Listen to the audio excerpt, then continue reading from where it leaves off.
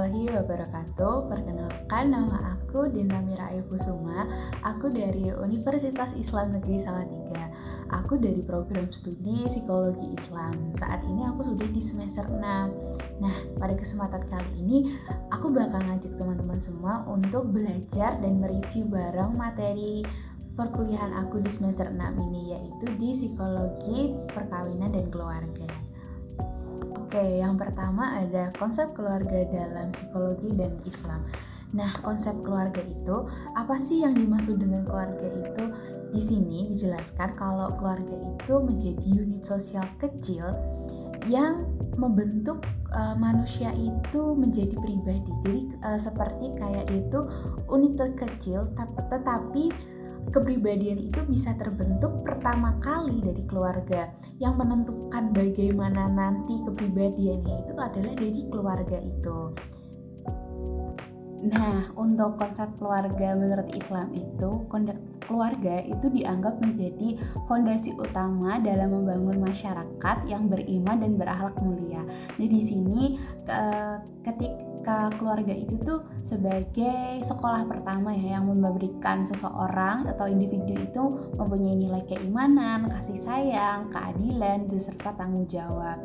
Nah, di situ diharapkan ketika berasal dari keluarga itu, keluarganya dapat mampu memberikan individu tersebut nilai-nilai kebaikan yang akan nantinya menjadi seorang individu yang berakhlak mulia. Oke, terus selain itu ada juga di sini tentang teori homogami, terus komplementer dan ta'aruf. Perkawinan hubungan jangka panjang yang melibatkan komitmen emosional, sosial, psikologis antara dua individu yang membentuk sebuah keluarga. Nah, beberapa dari orang ketika memilih pasangan itu kan berbeda-beda ya kriterianya.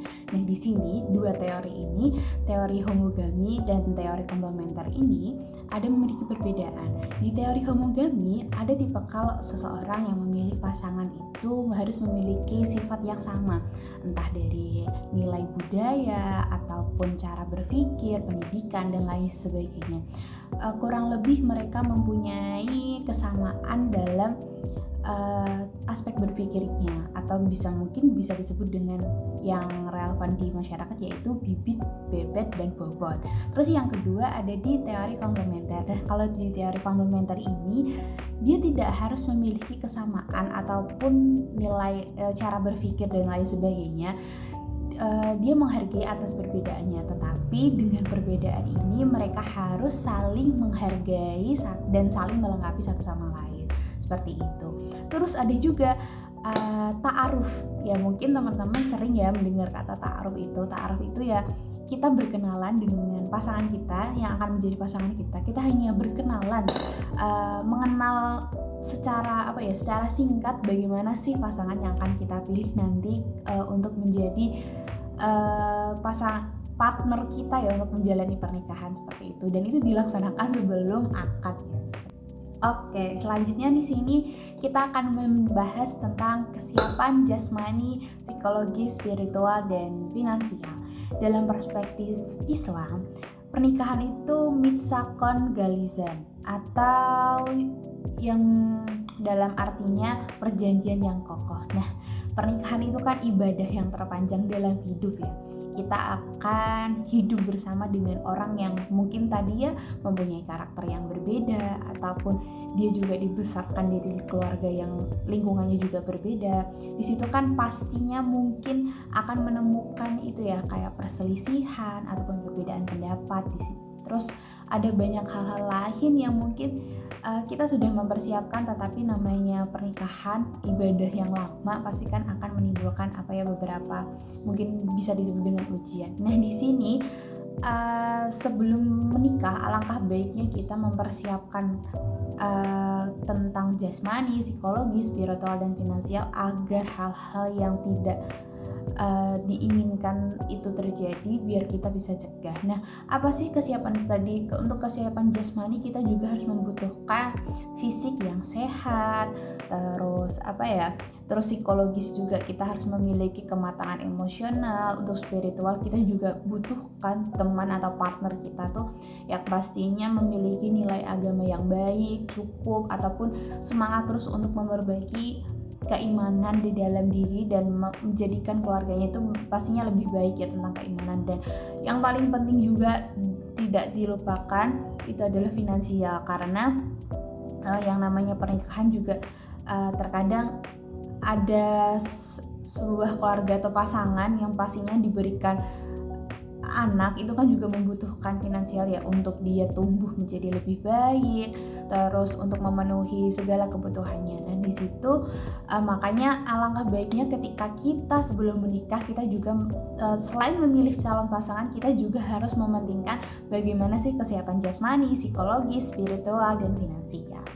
Oke, di sini ada juga relasi marital dalam perspektif Islam.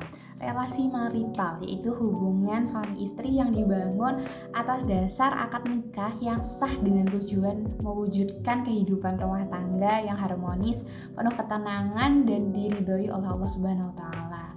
Nah, relasi marital ini bisa dibangun dengan baik dengan cara yaitu komunikasi yang efektif. Dan nanti kita juga akan bahas di video selanjutnya. Oke, di sini juga pernikahan itu tujuannya yaitu untuk 3 hal: sakinah, mawadah, warahmah. Sakinah itu apa sih? Ketika kita tuh pernikahan ini menjadi tujuan utama dalam relasi marital itu tadi ya. Hubungannya tuh yang long lasting ya, bahasa anak sekarang tuh maksudnya sampai maut memisahkan dan bertemu di surganya Allah. Amin ya Allah ya Rabb. Terus yang kedua ada di mawadah, yaitu bentuk cinta yang tidak berhenti pada perasaan melainkan terwujud dalam tindakan yang nyata. Ya, jadi di sini cinta itu bukan hanya sekedar dari ungkapan, tetapi juga bukti bahwa kita tuh memang benar-benar mencintai pasangan kita, bukan hanya dengan omongan aku mencintai kamu, tetapi juga kita membuktikan bahwa kita benar-benar mencintai pasangan kita. Seperti itu. Terus yang ketiga adalah rahmah, prinsip yang menekankan pada kasih sayang yang dilandasi oleh empati, kelembutan, dan sikap saling memaafkan. Oke, di sini bukan hanya cuma untuk menunjukkan kasih sayang juga, tetapi ketika kita mengucapkan ataupun berperilaku dengan pasangan kita juga tidak boleh melupakan bahwa kita harus bersikap lembut, baik, penuh kasih sayang. Dan yang itu tadi ya, namanya manusia pastinya ada perbedaan, dan apapun itu semoga kita bisa saling memaafkan. Oke, lanjut. Last but not least, di sini ada teori komunikasi dan qaulan ma'ruf. Nah, untuk mencapai keluarga yang sakinah, mawadah, warahmah tadi, kita juga tidak bisa melupakan yang namanya komunikasi. Karena di sini komunikasi itu menjadi konsep kerangka berpikir dan prinsip yang digunakan untuk menjelaskan proses perasaan, penyampaian pesan dari komunikator kepada komunikan, baik secara verbal ataupun non-verbal. Nah, komunikasi ini menjadi juga salah satu hal yang penting juga ya, tadi udah disebutkan, karena di dalam pernikahan hubungan yang diharapkan menjadi hubungan yang sakinah mawaddah warahmah tadi, dan juga ibadah yang paling panjang, kita juga harus mementingkan yang namanya komunikasi, karena dari komunikasi inilah kita bisa saling tahu, saling mengerti apa sih yang diinginkan dari pasangan kita, ataupun bagaimana kita juga mengoreksi diri kita ya ketika kita juga ada salah, dan untuk kedepannya hubungannya biar lebih baik lagi, lebih harmonis lagi, seperti itu. Oke, mungkin cukup sekian video dari aku. Semoga bermanfaat untuk teman-teman dan kita bisa sharing bareng lagi di lain kesempatan. Terima kasih. Wassalamualaikum warahmatullahi wabarakatuh.